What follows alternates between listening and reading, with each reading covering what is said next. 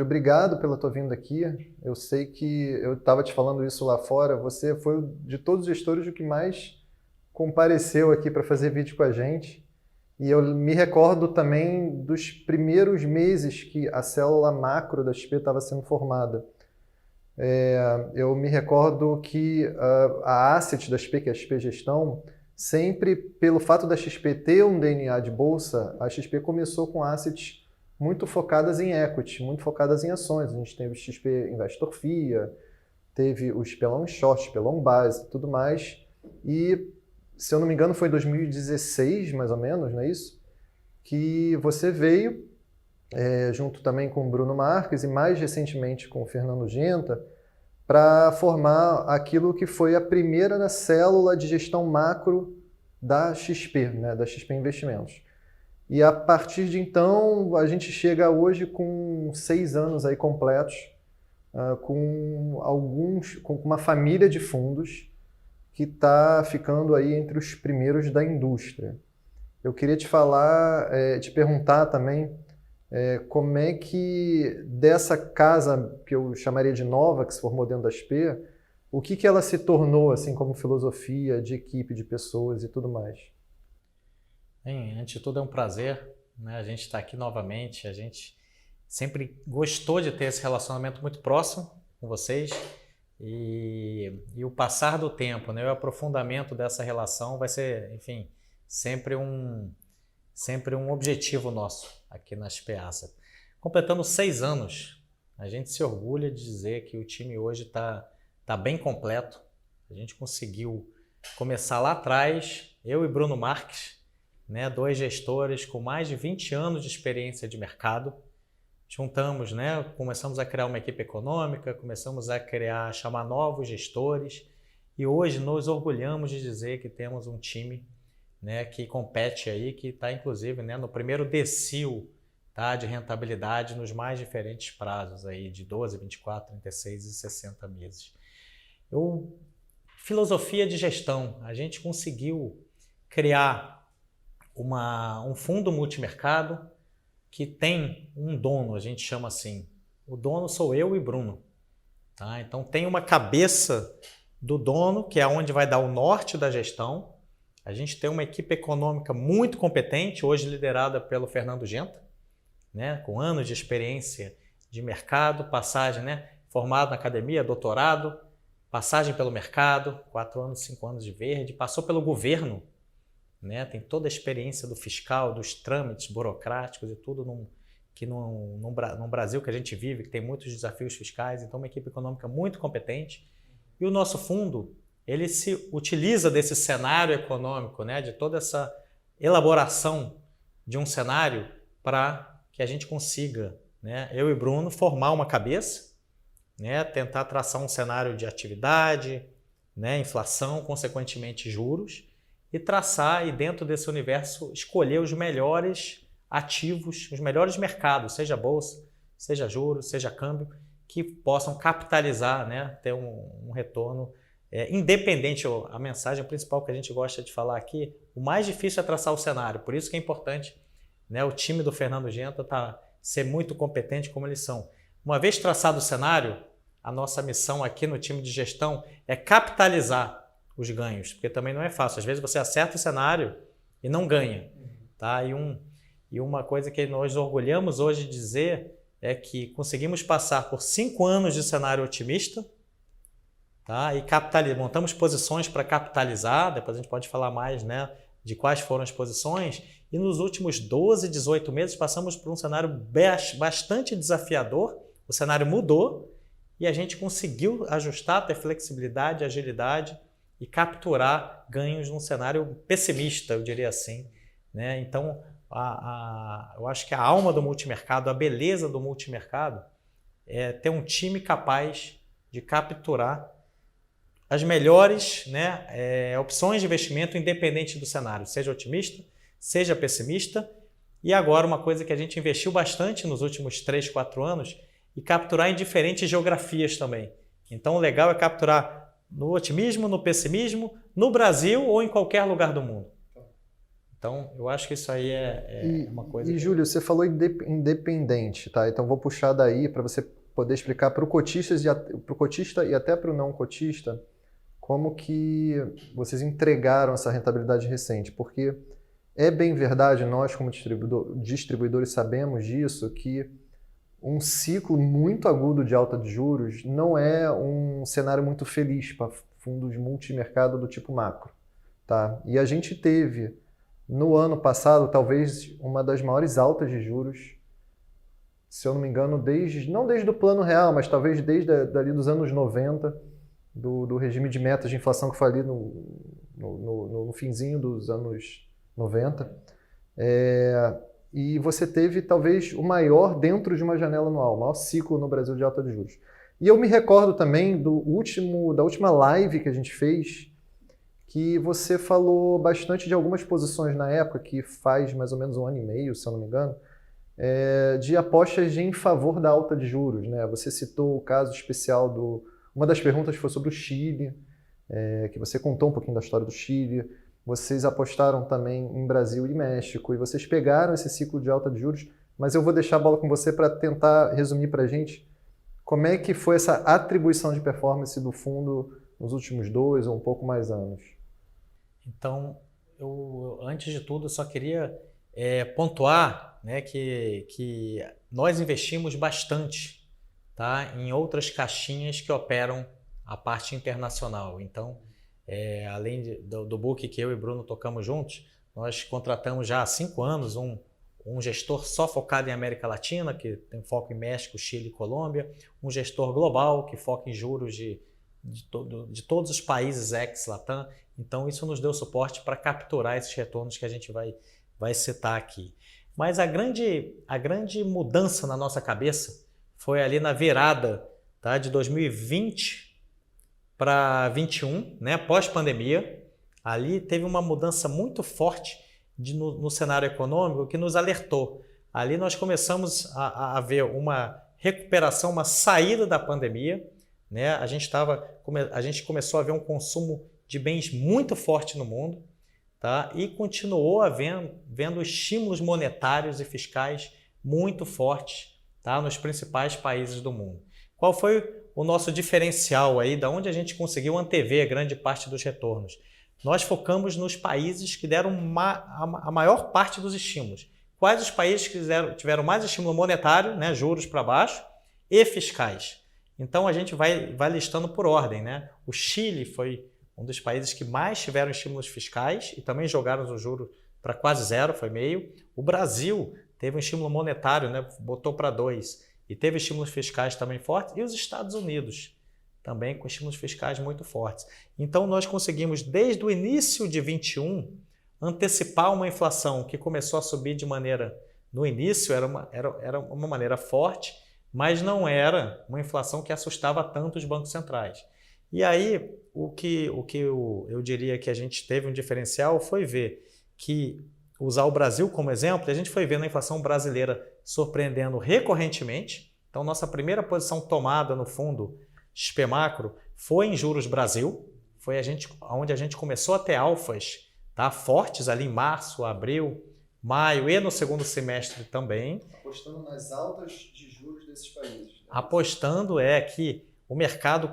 apostando que a alta de juros que o Banco Central iria fazer seria muito maior do que a precificada na curva de juros naquele momento. Então, se a gente lembra, a Selic estava 2 no Brasil e o mercado de juros precificava uma Selic a 5, 6. E a gente falava, não, com essa inflação aqui de 2021, né, que estava em elevação, e 22 também, a gente achava que a Selic não ia para 4, 5, a gente achava que podia ir para 6, para 7. Aí quando o mercado foi reprecificando a Selic para 6, 7, a gente foi falando, não, a gente acha que vai para 8, 9 e assim vai. E a gente conseguiu usar esse modelo do que ocorreu no Brasil. O que ocorreu no Brasil? Uma inflação muito forte de bens, né? Uma inflação muito forte da parte de alimentação, a parte de bens industriais, com todo o choque de ofertas que ocorreram no mundo também pressionaram, né, os gargalos nas cadeias de produção. E, por fim, uma inflação na parte de serviços, que é a inflação que mais preocupa. Esse playbook que a gente chama, esse filme, ele começou a se repetir. Então a gente ganhou dinheiro no Brasil, depois a gente montou a mesma posição no Chile, que também tinha dado muito estímulo fiscal, a gente falou, é questão de tempo, a inflação lá vai disparar. E a gente começou a se posicionar para alta de juros no Chile. Só para você ter uma ideia, os juros no Chile saiu de meio, 0,50%, o mercado hoje acha que vai chegar em 8%. Então, o México está acontecendo a mesma coisa, saiu de 4%, o mercado acha que vai chegar a 9%.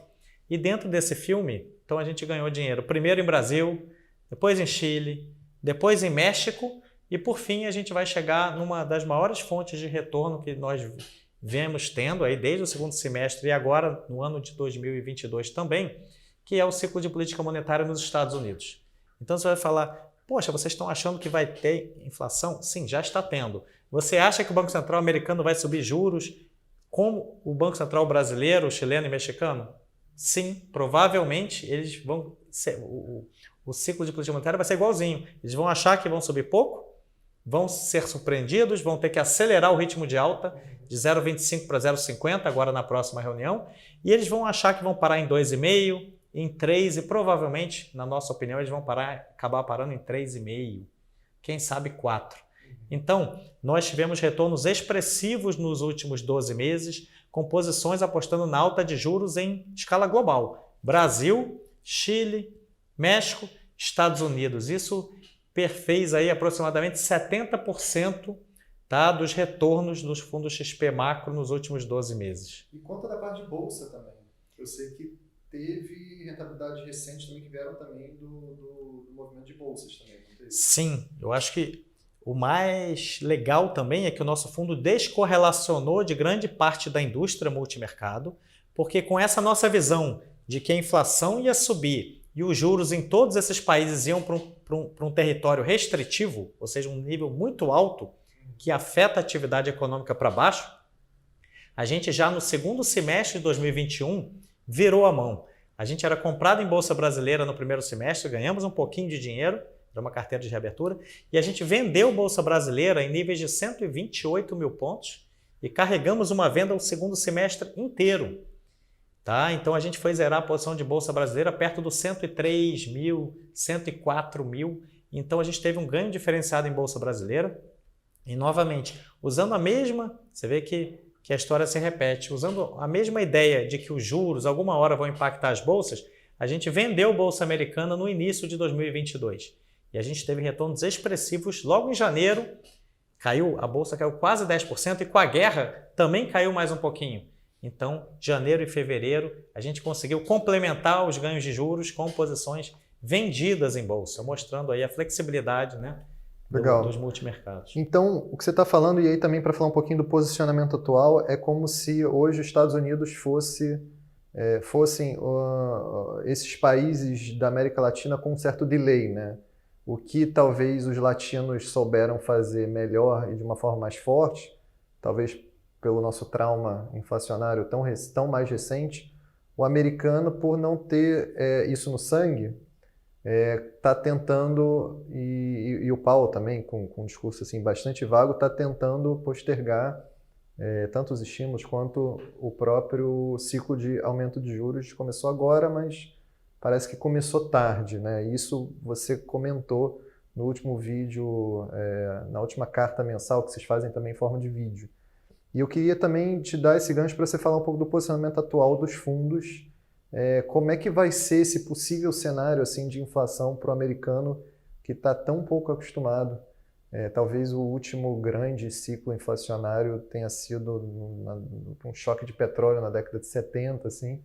E não sei se a gente vai viver a mesma coisa, mas, poxa, já é bastante inédito o que pode acontecer se esses juros subir. Só a inflação do ano passado americana já foi muito alta, já foi uma coisa muito, muito estranha para o americano comum, né? E aí, a partir disso, como é que vocês estão enxergando? Como é que o fundo está posicionado hoje? Então, eu acho muito importante a gente ter noção do que é a inflação para o americano. Em toda a minha carreira, eu tenho 26 anos de experiência em mercado financeiro, eu nunca tinha visto inflação nos Estados Unidos. É só para a gente ter uma ideia. Então, tem uma geração mais nova que nunca nem sonhou com isso, a geração até mais velha também provavelmente também não viu inflação nos Estados Unidos. E eu acredito que nem os dirigentes do Banco Central americano que estão lá hoje viram inflação nos Estados Unidos. Então, eles têm dificuldade de lutar contra uma inflação. Eles não estão, no nosso entender, eles não estão conseguindo diagnosticar que essa inflação é mais persistente do que eles imaginavam. Então, com isso, aí gera um processo de negação na nossa cabeça. No início, ele nega a inflação. A inflação é temporária, é temporária. Não, não pode ser verdade. Até que uma hora cai a ficha e ele fala, bem, realmente, e nós brasileiros já somos PhD em ciclos inflacionários e o Banco Central já passou por isso diversas vezes. É por isso que os fundos brasileiros, de maneira geral, tá, eles estão conseguindo se posicionar. Eu estou fazendo aqui uma defesa da classe multimercado. Tá? Nós até viemos um pouco antes, antevendo essa questão da inflação global, e a nossa tese é simples, né? Lá a situação é dramática e está caindo a ficha, e o Banco Central sim vai ter que subir os juros muito acima, tá? Até do que a curva precifica hoje.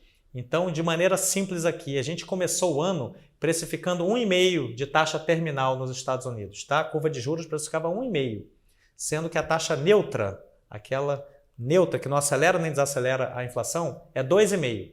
Tá? Então, a gente achava muito errado. Hoje, essa taxa terminal nos Estados Unidos já subiu de 1,5% e está chegando perto de 3%, está 2,90%. Então, já teve uma boa correção, mas, no nosso entender, a taxa americana, eles vão ter que acabar sucumbindo e subindo bem mais do que está precificado hoje. Então, a nossa cabeça é que a taxa americana vai ter que ir para um terreno mais restritivo ainda do que esse 2,90. Na nossa cabeça é em torno de 3,5%. Pode ser 4%? Pode, não é o nosso cenário base. Então, as nossas principais posições hoje continuam sendo posição apostando na alta de juros americano, apesar de que nós reduzimos recentemente metade da posição. Simplesmente, quando você tem um ganho muito forte, você reduz um pouco a posição para você ter espaço para caso, né, a taxa de juros ceda um pouquinho, uma realização de lucros, você possa montar de novo. É espaço para aumentar o risco novamente. Então a gente reduziu um pouquinho a posição, mas continuamos com a nossa principal posição e complementando, nós continuamos acreditando que a Bolsa Americana em algum momento ela possa vir a sofrer de novo. Então a Bolsa Americana que caiu forte em janeiro, fevereiro, voltou em março, olha só, mas ela voltou para quase o mesmo nível do início do ano, só que com juros 150 bases acima do que estava no início do ano.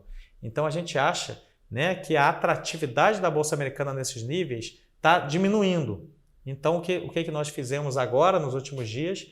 Reduzimos um pouco a posição em taxa de juros, apesar de continuar com bastante convicção, e aumentamos um pouco, ligeiramente, a posição vendida em Bolsa Americana. Então esse combo aí, né, tem trazido excelentes retornos aí nos últimos 3 meses. Mesmo você só está mudando os cavalos de acordo com...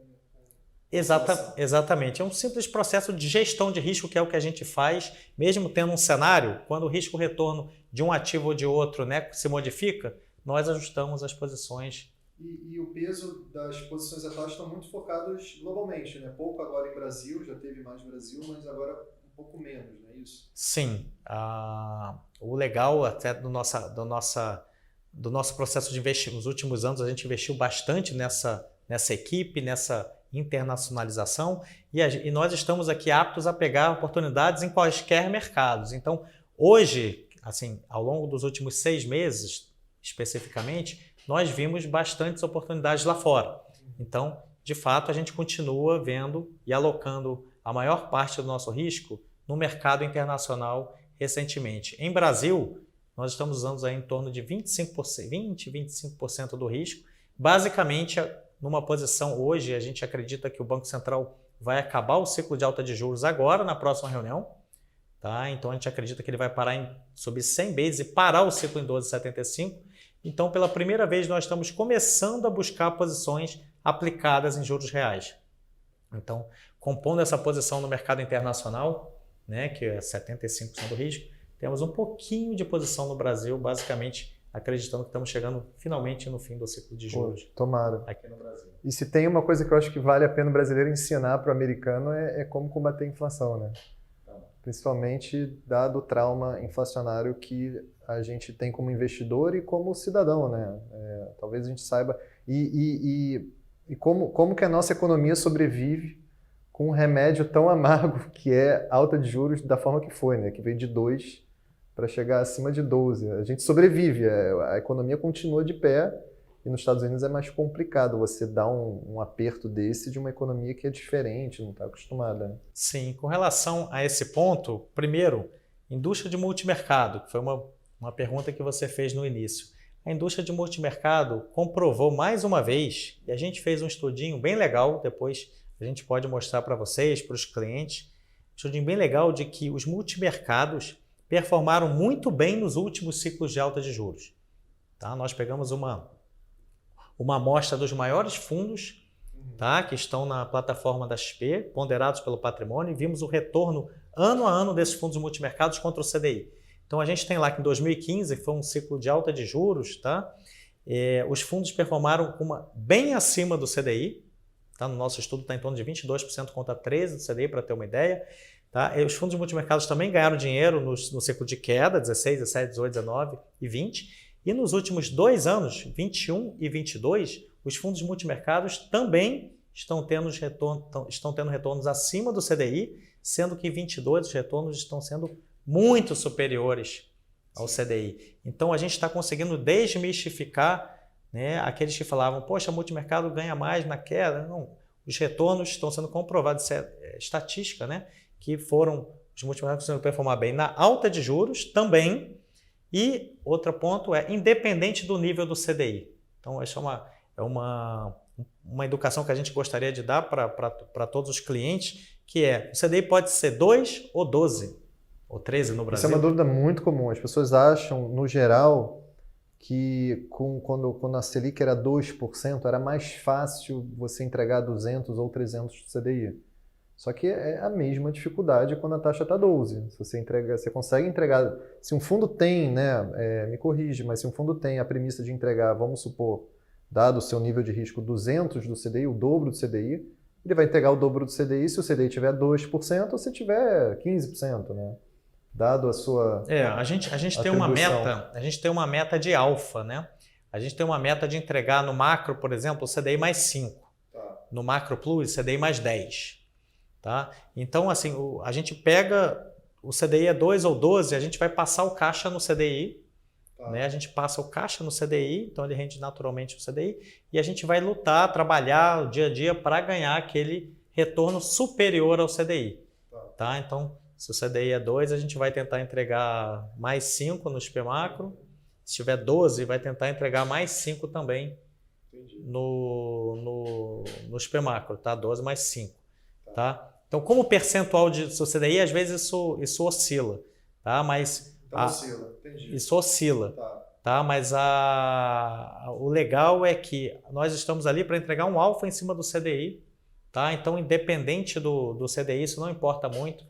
Isso é um dos mitos, assim, que o CDI é 12, eu vou botar só no CDB, né? Na renda fixa. Não, a gente está ali e vai tentar entregar para você. E você tem 2 flagships, né? 2 fundos principais, obviamente a grade da célula macro é maior, mas a gente está basicamente aqui falando do XP Macro e do XP Macro Plus. Qual a diferença do Plus para o XP Macro Plus para o XP Macro? É uma diferença basicamente de risco alocado. Tá. O XP Macro, tá, tem toda uma estratégia e a gente tenta mirar uma volatilidade média do produto em torno de 5% ao ano. Então a gente vai botar posições ali em bolsa, em juros, em câmbio, de maneira que o fundo tenha uma volatilidade perto de 5%. O XP Macro Plus, a gente replica a posição com o dobro do risco. Então, se eu tenho uma posição de 10% comprado em bolsa no XP Macro, eu vou ter uma posição, o dobro, de 20% comprado em bolsa no XP Macro Plus. Então, o Macro Plus ele tem uma expectativa, naturalmente, do retorno dobrado. Tá? Naturalmente, a volatilidade do Macro Plus também é o dobro. Tá? Uma expectativa em torno de 10% de volatilidade. Tá bom.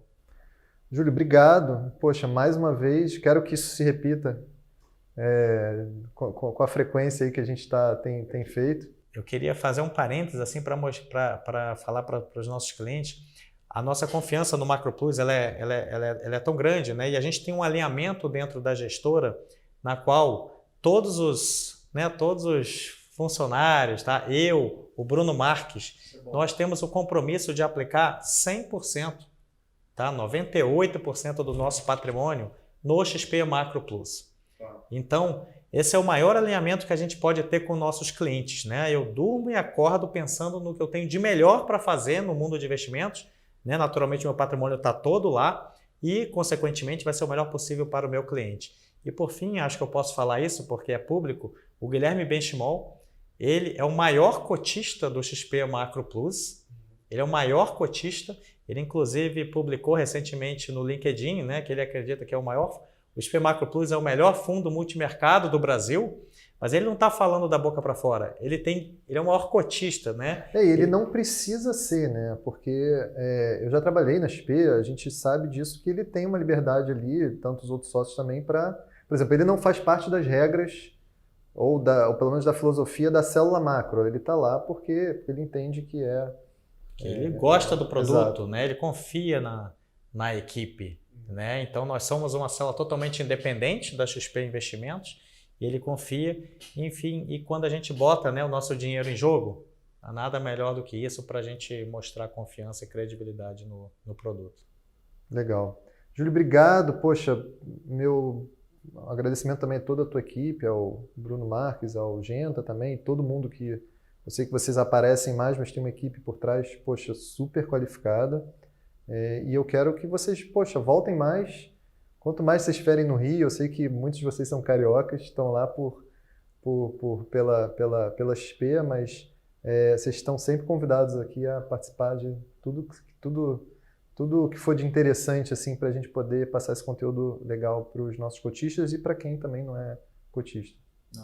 Prazer foi meu estar aqui mais uma vez, né? Completando 6 anos, né? Se tudo der certo, estaremos aqui para os próximos 6, 12, 18 e que o nosso cliente, né, esteja bem feliz com o retorno do fundo. Obrigado, Júlio. Obrigado, pessoal que está ouvindo.